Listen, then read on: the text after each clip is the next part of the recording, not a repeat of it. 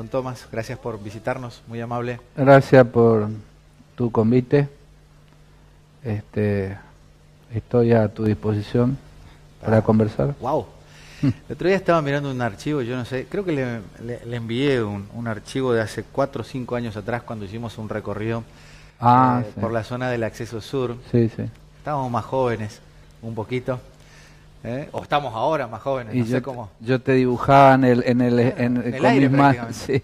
En el aire estábamos. En la loma esa que hoy está muy limpia, con los árboles. Sí, sí. Sí. Y hoy vos pasás por ahí y decís... Es otro mundo. Los valores de los terrenos, cómo está ubicado el espacio. Y uno de los parámetros es cómo se va revalorizado los terrenos sobre la costa de Posada y en las zonas inmediatas, ¿no? En el año 98 más o menos,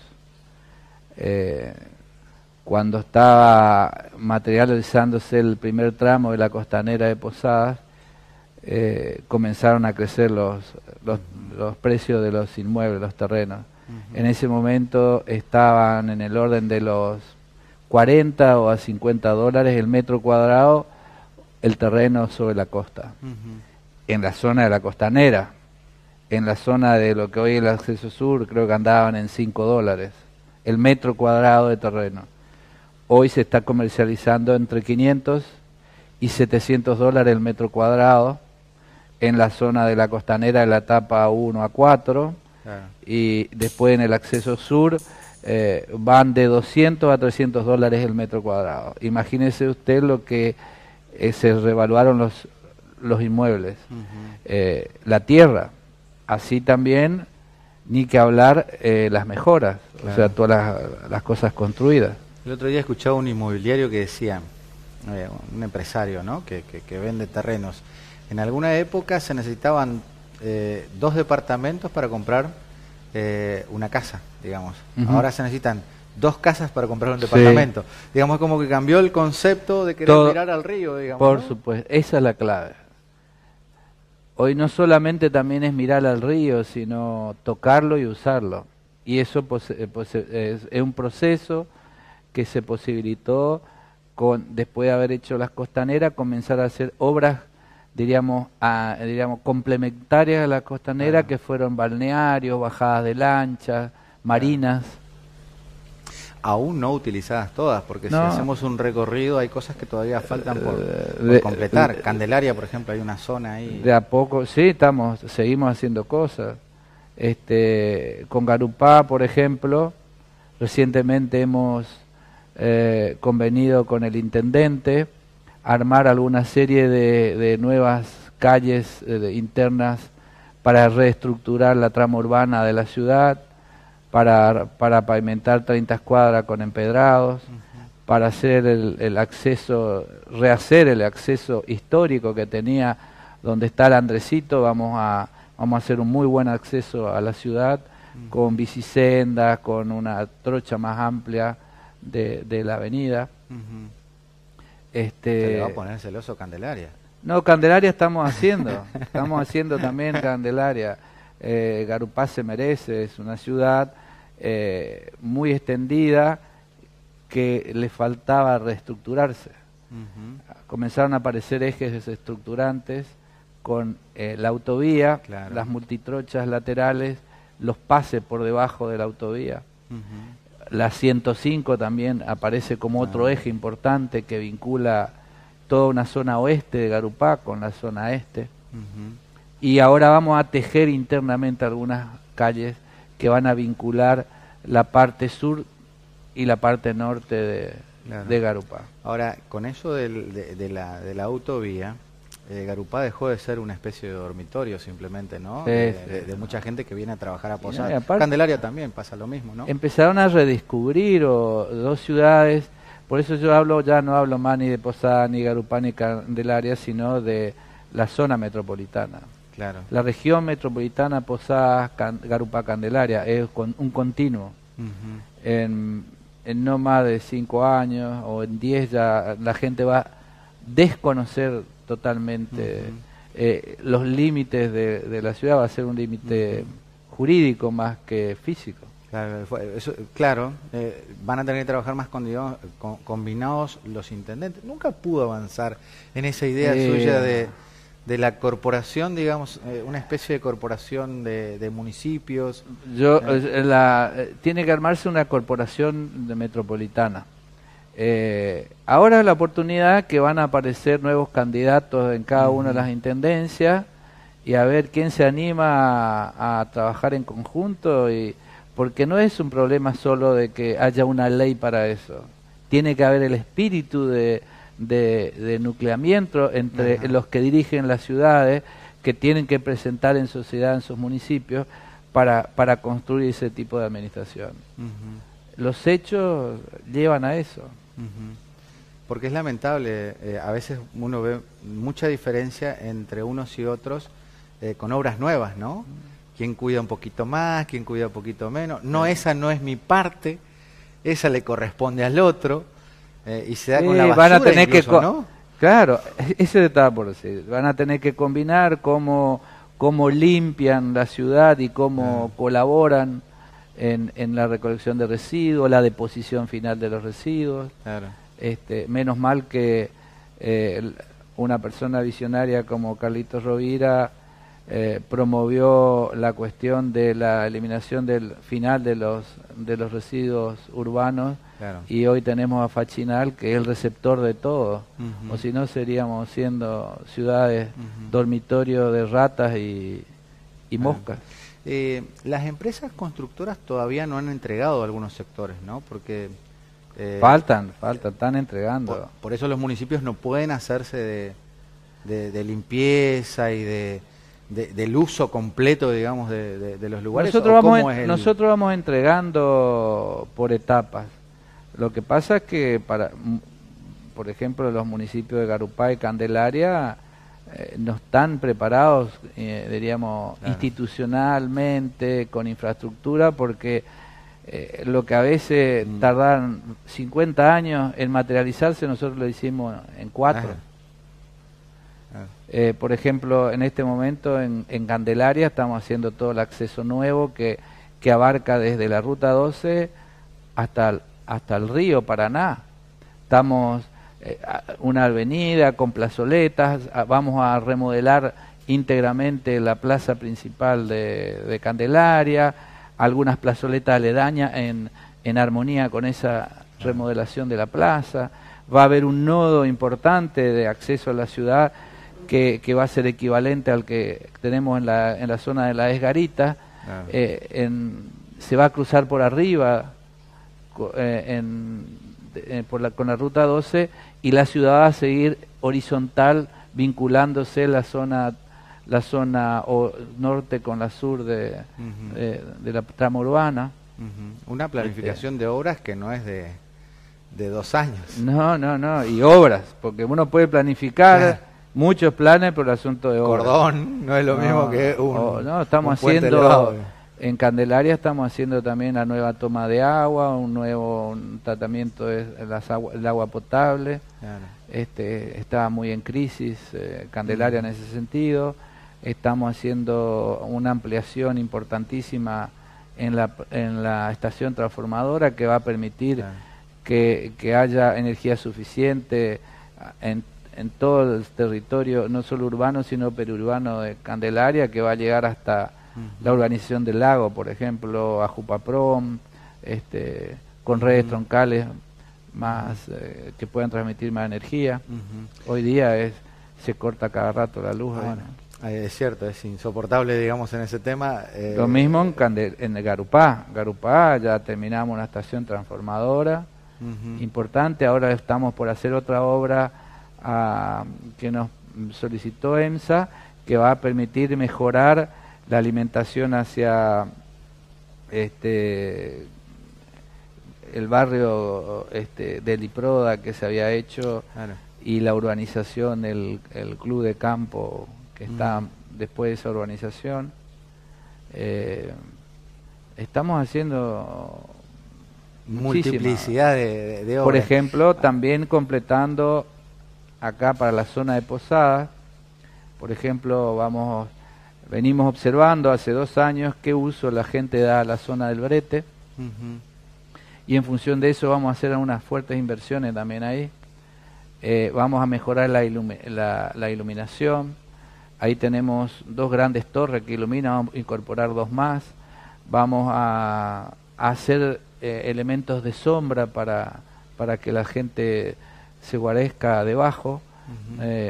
Y que no esté todos los años haciéndose más esas chozas de esa sombrilla que terminan rompiendo, y va a ser O toda quemando. de hormigón armado Quemando algunos. para mucha gente. Y enfrente del balneario El Brete, en la zona donde está el obrador de la empresa, vamos a hacer una gran plaza gastronómica, donde vamos a hacer 8 locales importantes para que después la municipalidad concesione para gastronomía. Ujú. Estaba pensando, es una pavada lo que le voy a decir, digo, en el sentido de las mega obras y el acompañamiento que tenemos que dar nosotros como un cambio de mentalidad también, ¿no? Los que por ahí tuvimos la posibilidad de recorrer algunos otros lugares, algunos otros países, vemos cómo los ciudadanos también cuidan de alguna manera esos espacios nuevos. Es como que estamos desacostumbrados. Primero pedimos, después no lo cuidamos, ¿no? Y después queremos más. No nos acostumbramos a lo chiquito. Pero yo el otro día veía un detalle que lo marcábamos al aire y mucha gente también lo decía. Esto de grandes padredones en algunas rotondas, por ejemplo, utilizadas para cartelería, por ejemplo. En algunos otros países es utilizado para cultura, ¿no? Y de repente se transforma en una, no sé, en algo lindo.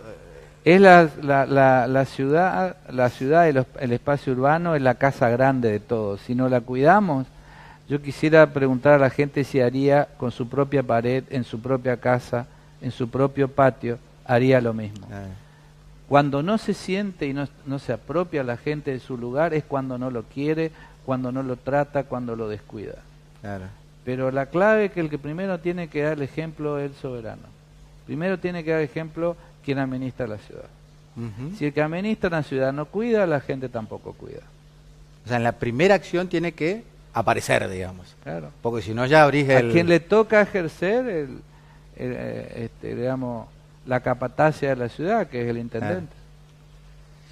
Fíjese usted que tuvieron ustedes una promoción de Neumann haciendo unos murales. Sí. Eso es una buena acción que me parece deberíamos trasladar a otros lugares. Y nosotros estábamos cuidando donde va a estar la estación transformadora de lo que se llama Máximo Paz, ahí en la cabecera del puente, en la Mitre, para después hacer, pero ahí vamos a hacer ya con concursos temáticos, y mire toda la barbaridad que hicieron.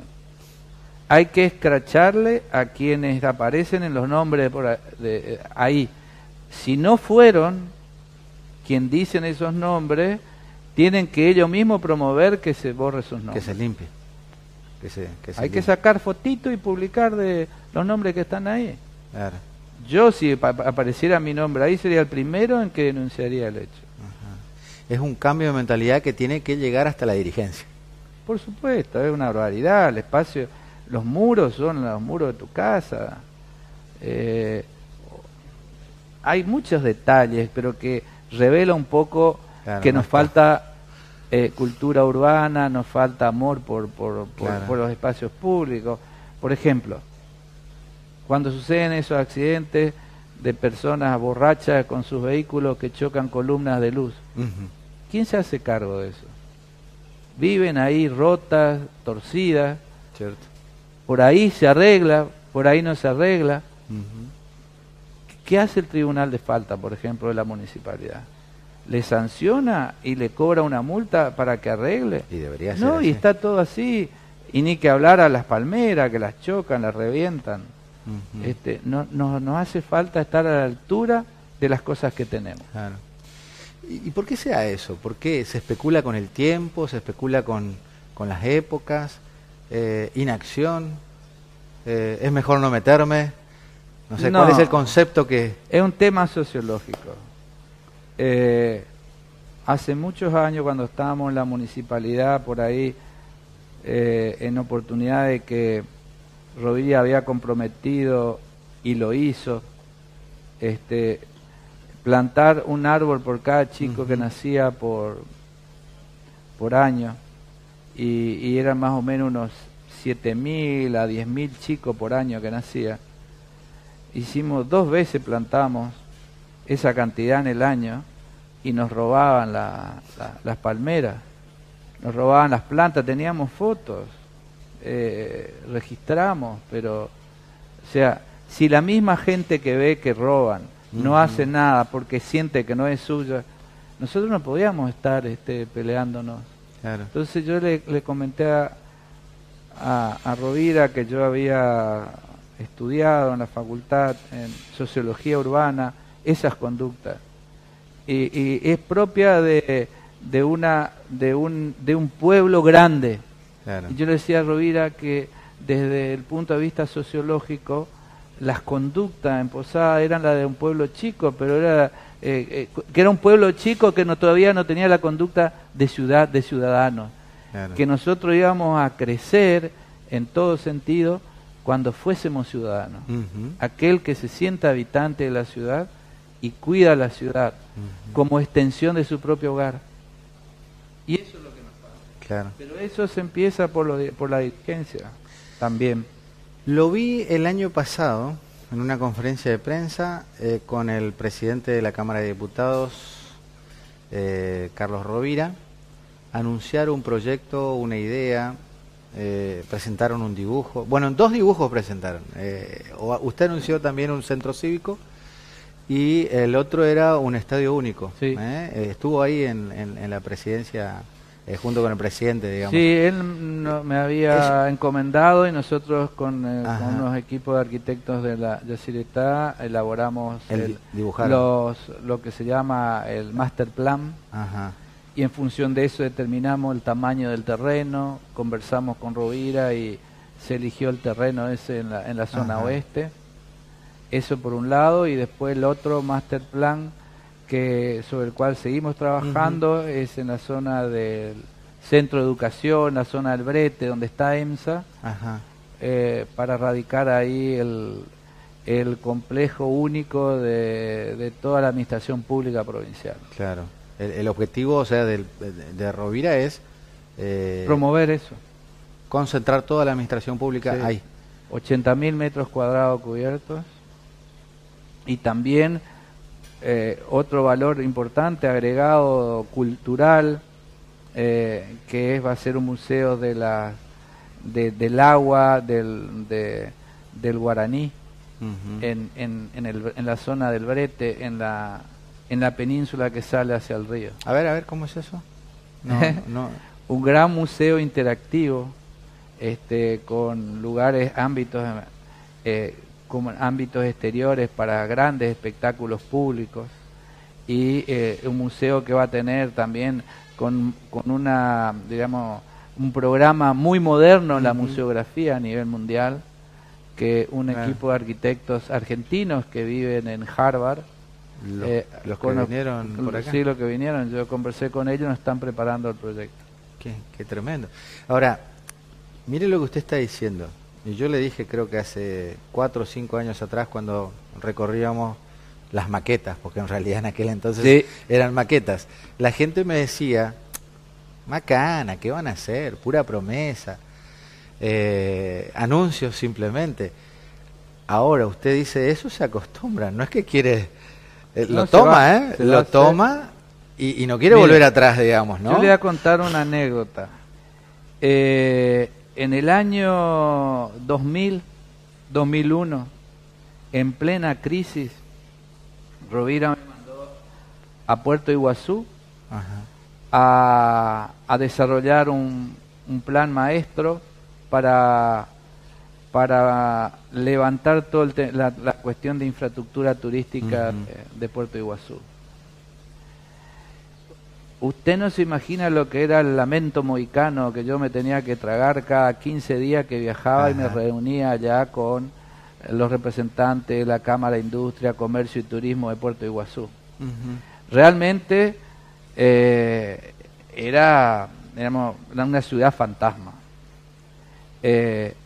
Pero lo que a nosotros nos movía era que sabíamos muy bien que estábamos en la época de vacas flacas. Pero si en la época de vaca flaca nosotros no planificamos y no proyectamos, cuando comience la época de vacas gordas no vamos a hacer nada. Pasa Y rápido fue el tiempo. dicho y hecho. El master plan se concretó cuando vinieron la etapa de la caída de la convertibilidad y el desarrollo que comenzó a producirse después del ingreso del presidente Néstor Kirchner. ¿Y nosotros qué pusimos como servicio? El proyecto de las 600 hectáreas. Vaya a ver todos los emprendimientos turísticos que hay ahí. Yo estaba detrás de cómo restaurar y poner en valor y completar todas las estructuras de hormigón que estaban como esqueleto abandonado, como una presentación tétrica de un proyecto mal parido en la década del 80, que entregaron a gente que no tenían recursos, entregaron los mejores lugares para que hagan inversiones, hicieron bases, columnas y abandonaron. Cierto. Bueno, ese es el mejor ejemplo. Si uno, primero, no planifica en serio, con objetivo de hacerlo, que está pensando que el papel es una herramienta pero el objeto es hacer la cosa. Bueno, eso es lo que la gente tiene que empezar a mirar. ¿Quién hace? ¿Quién dice? Claro. ¿Quién habla nomás y quién habla y hace? O que habla poco y hace mucho. Esto de las obras que usted está anunciando, de los hechos ya, porque en realidad la autovía hasta Santa Ana es un hecho, se están abriendo distintos lugares y se está avanzando. Es porque hay dinero, digamos. Hay dinero. El dinero hay que saber fabricarlo, claro. Hay que saber gestionarlo, hay que saber invertirlo y para transformar en obras. Ahora, por ejemplo, hemos conseguido el visto bueno del ministro de Vido para la concreción cierta del centro de frontera de Posada, una inversión de unos 60 millones de dólares. También unas obras adicionales más a la autovía que va a mejorar, vamos a incorporar más puentes que van a atravesar la ruta, y a su vez el bypass entre Candelaria y la ruta 105 a través de la ruta provincial 204 y 205 que une Candelaria, Profundidad, Fachinal y la zona del peaje de la 105. Va a ser una ruta que va a ser un bypass alternativo para el transporte de cargas. Entonces no van a... Ni siquiera la metropolitana, no acceden al acceso. Exactamente. No accede ni siquiera... Y a su vez va a desarrollar toda esa región olvidada, claro, de profundidad. Hay muchas estancias, hay muchos lugares de emprendimientos turísticos que no pueden florecer por la falta de conectividad. Va a ser un boom. Claro, claro, yo ya creía que el bypass... ¿sí es? No, sí, la verdad que ese es... No lo tenía pensado por ese eje, ¿no? Claro, lo que ustedes están planificando es que ni siquiera accedan al sector metropolitano, digamos. Exacto. Esa es ¿y eso es energía? Digo... eso viene con la energía. Y lo que vendría si hiciéramos Corpus. Ahí va lo que Emilio me preguntaba hace un ratito. Un punto de apoyo y la palanca y te moveré todo eso. ¿Sí? Claro. Con Corpus vendrá la autovía hasta Puerto Iguazú, parques industriales en la zona de Corpus. ¿Y eso cuán lejos está, digamos? ¿O depende de nuestra mentalidad de nuevo? Volvemos a la... Depende de la política, los políticos y la ciudadanía misionera.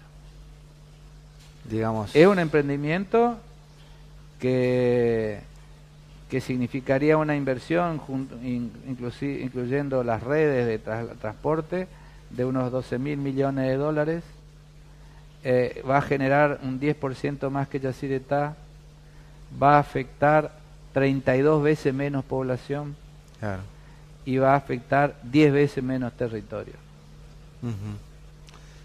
Paraguay lo quiere, digamos. Paraguay, por supuesto, es más.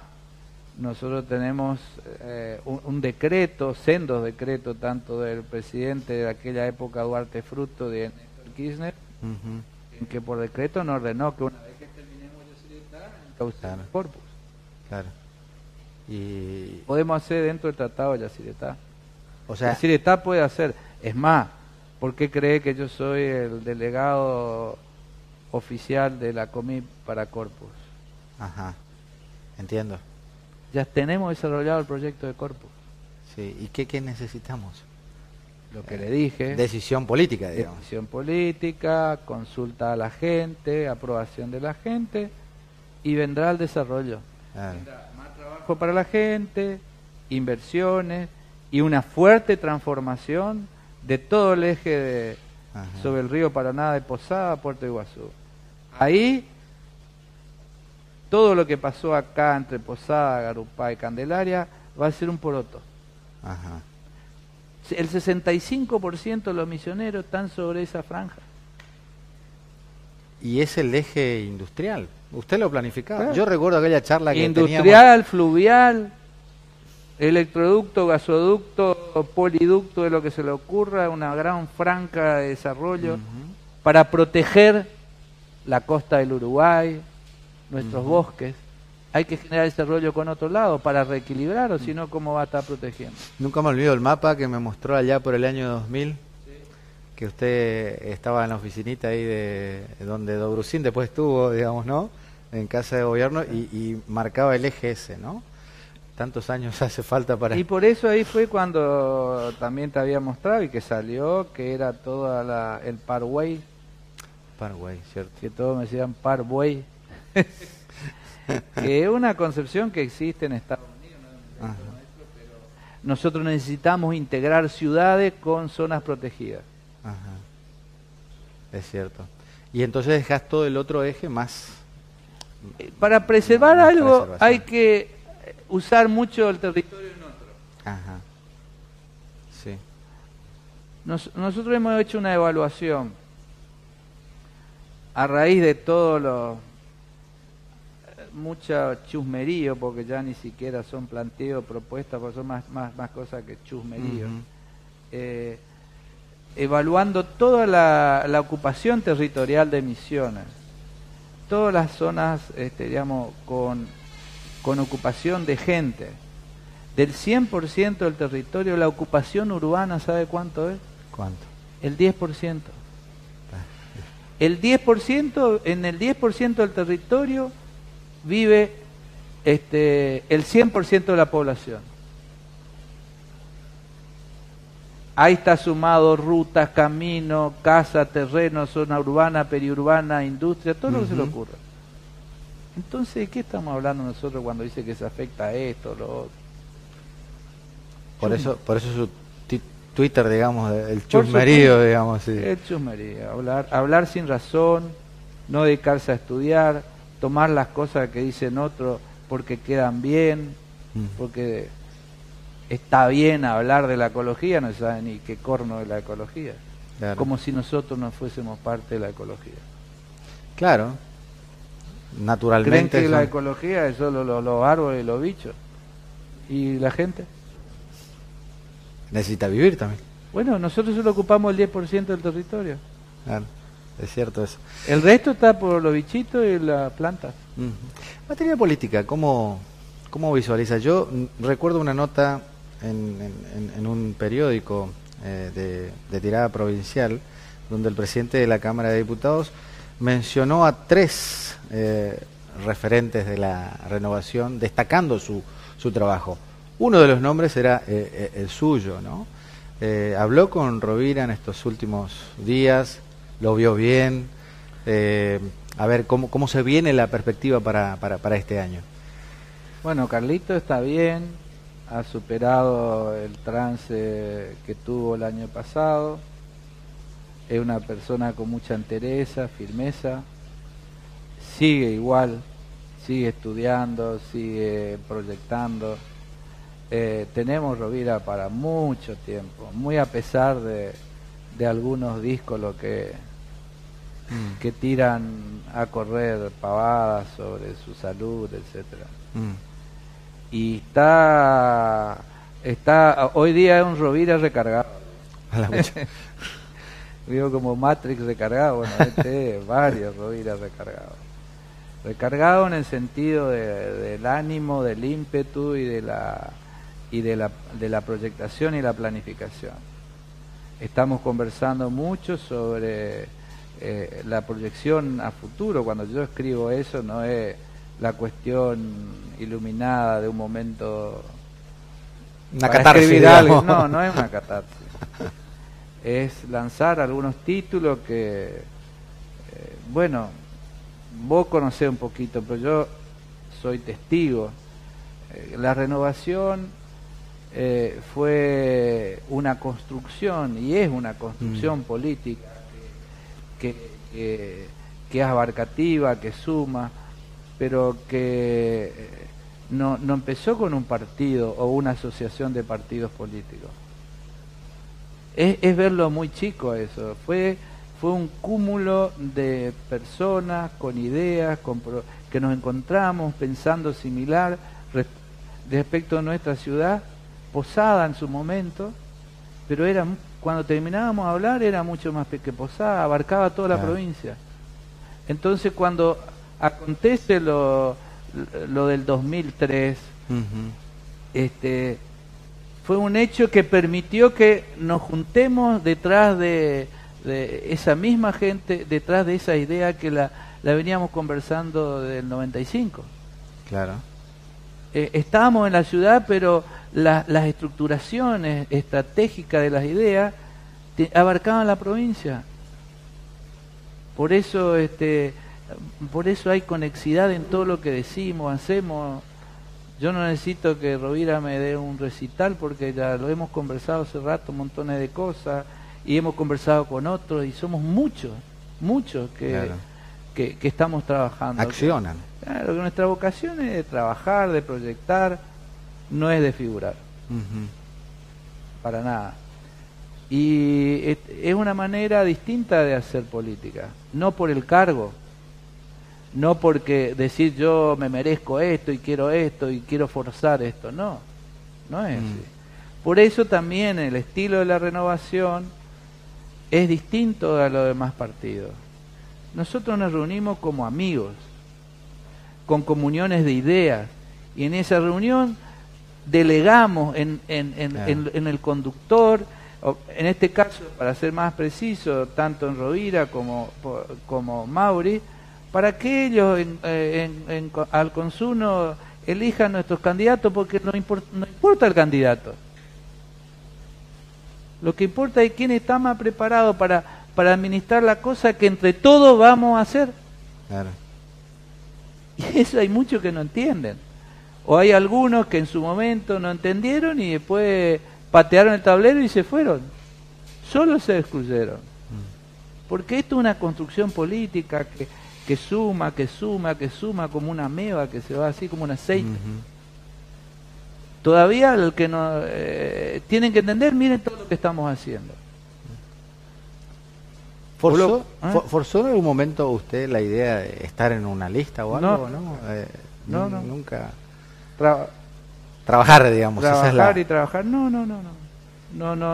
Yo siempre dije, no es la primera vez, desde siempre me escuchaste decir, yo no trabajo para tener un cargo político, para ayudar a un proyecto. Hay gente que sabe más dirigir desde la política, no es fácil ser un gobernador, ser un vicegobernador, ser un ministro, porque el que está en esos lugares no tiene capacidad de hacer, porque está todo el día gestionando políticamente para que haya los recursos, para contener esto, para resolver un problema allá, para dejarnos tiempo para lo que sabemos hacer, podamos hacer lo que ellos deciden hacer.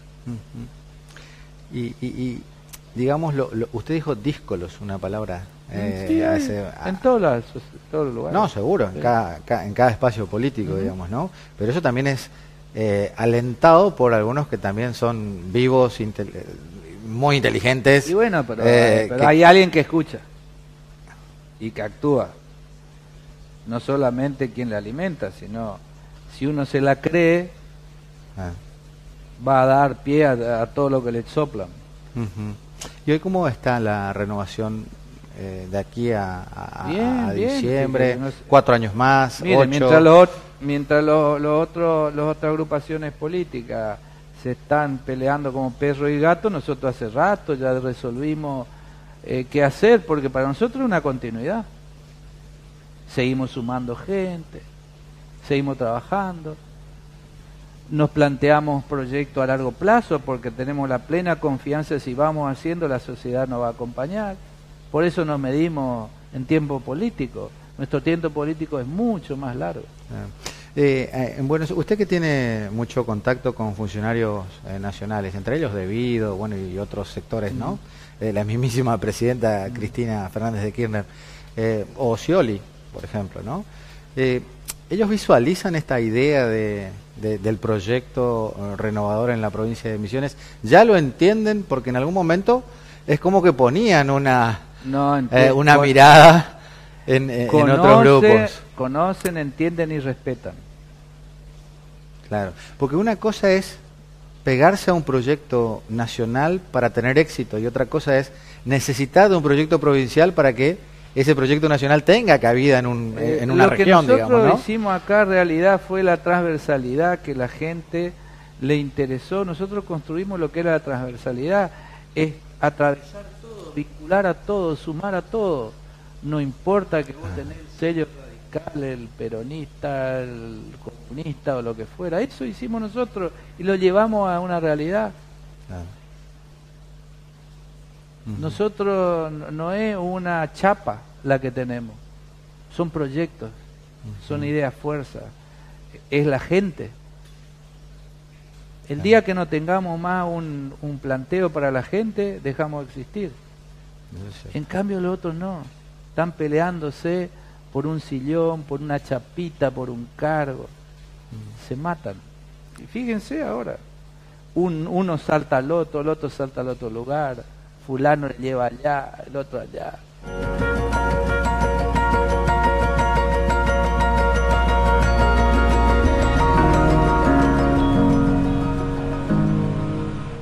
Mira siempre el Twitter usted, ¿no? Sí. Sí, ¿no? Osctom 55. Lo que pasa es que tanto el Twitter como el Facebook son un espacio que le permite a uno comunicarse con la gente y la gente después contesta. Es un buen mecanismo de comunicación. Yo tendré cerca de 1000 Twitter en 5 años, pero yo cada vez que pone uno respeto los 140 caracteres. Los 140 caracteres suyos son ayer leí algunos dirigentes políticos que estaban mencionando recién, ¿no? Me incendié. ¿Sí? Que cuando llega así Lo que ocurre es que los domingos leo todas las columnas políticas de todos los diarios nacionales en internet y me indigné de las pavadas que dicen. Entonces, cuando uno está haciendo cosas y lee las pavadas que dicen, yo quería descargarme de alguna manera. Y se descargó bien. Hoy está tranquilo, ¿eh? Sí, me descargué y estoy tranquilo. Bueno. Hice catarsis.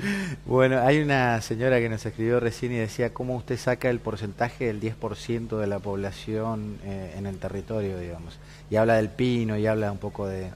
Bueno, esto no, yo no hablo juicio de valor sobre nada. Lo único que digo es, nosotros tenemos un sistema de información territorial en la provincia que hoy lo administra el Ministerio de Ecología y Planificación, en donde se tiene todo el registro aerofotogramétrico de la provincia, todos los mapas temáticos de curvas de niveles, de afología, o sea, los tipos de suelo, toda la forestación y a su vez todos y cada uno de los terrenos y las mejoras con todas las construcciones que están ahí. Se tienen de los 75 municipios, de los 85 parajes, se tiene todo censado, todo georreferenciado y todo computado, la cantidad de metros cuadrados construidos, la cantidad de lotes, etcétera, etcétera. Lo que yo digo, que lo que ocupa el hombre para sus actividades, donde él vive, es ese 10% que abarca zonas urbanas y periurbanas. Yo no estoy hablando de que la forestación de pino, de eucalipto o de otra especie exóticas a las que hay acá naturalmente, hago un juicio de valor sobre eso, porque esa especie en cualquier momento, por alguna decisión del hombre, se puede plantar otra, claro, que pueden ser nuestras especies nativas. Yo digo la que ocupa el hombre. A esa especie se le puede cambiar por una decisión del hombre, claro. Pero al hombre no se le puede echar a las patadas de donde está viviendo con su casa. A eso me refiero. El tren, trencito, llámelo como bueno, algo inédito también en el país, porque recorrer el de un país al ferrocarril integró el país hacia el 1900. Nuestro ferrocarril empezó a funcionar acá en el 1911 y tenía 2 ferries que vinculaban hacia el Paraguay y se iba hacia Asunción. Por una decisión de Menem Cavallo en los 90, Opama, y no hubo llanto que se escuche y nadie que pelee.